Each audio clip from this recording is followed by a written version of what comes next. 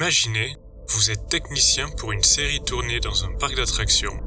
Vous déplacez ce qui vous semble être un vieux mannequin orange, et en le déplaçant, un bras se casse et vous découvrez avec horreur un os humain à l'intérieur.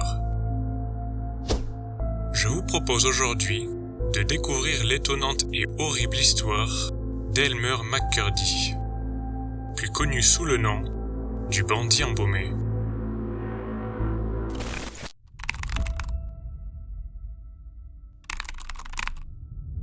Elmer McCurdy est né en 1880 dans l'État du Maine aux États-Unis. Il développe en grandissant un penchant pour l'alcool et à 27 ans, ne sachant pas quoi faire de sa vie, il s'engage dans l'armée américaine et se spécialise dans le maniement des explosifs.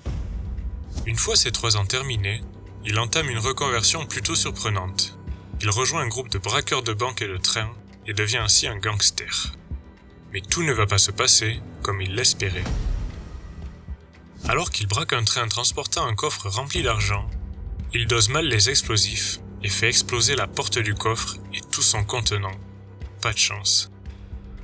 Durant un autre casse, il braque un train qui contient 400 000 $.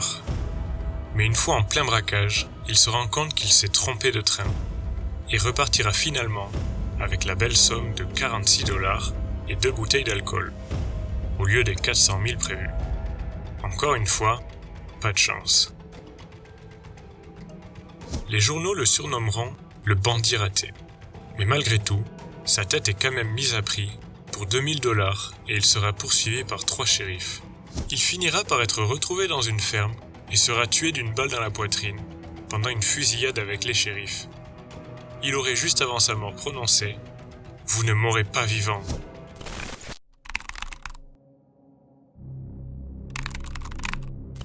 Son corps est ramené en Oklahoma et sera embaumé par Joseph Johnson dans son salon funéraire.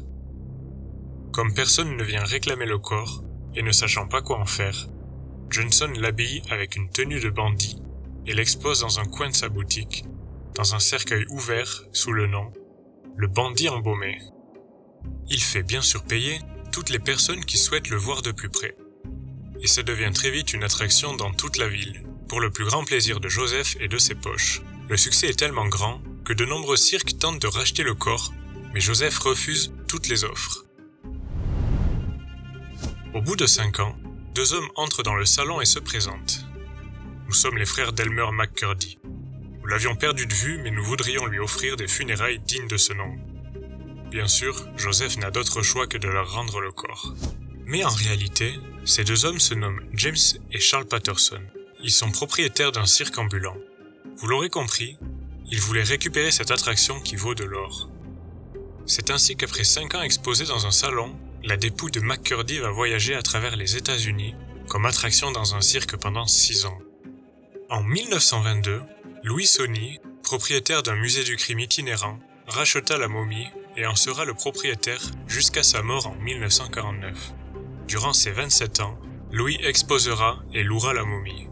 C'est ainsi que le corps de McCurdy se retrouve à l'entrée d'une salle de cinéma pour la promo du film Narcotique, en 1933. C'est ensuite le fils de Louis qui deviendra propriétaire de la momie, qu'il gardera dans les affaires de son père. Le corps va donc prendre la poussière pendant plus de 15 ans, jusqu'en 1967, où la dépouille fera une petite apparition dans le film d'horreur Chiffrick. La même année, la momie est vendue à un certain Spoony Singh, un homme d'affaires et propriétaire du musée des cires d'Hollywood.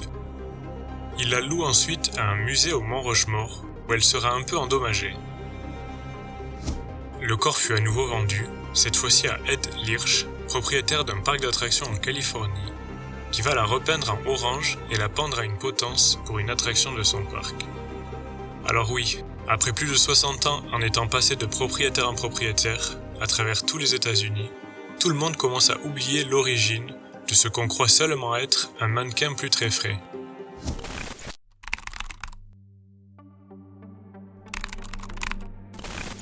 En 1976, après 9 ans, le parc sert de décor pour la série L'homme qui valait 3 milliards. C'est lors du tournage que ce fameux technicien déplace ce qu'il croit être un mannequin de film d'horreur et par accident lui casse le bras.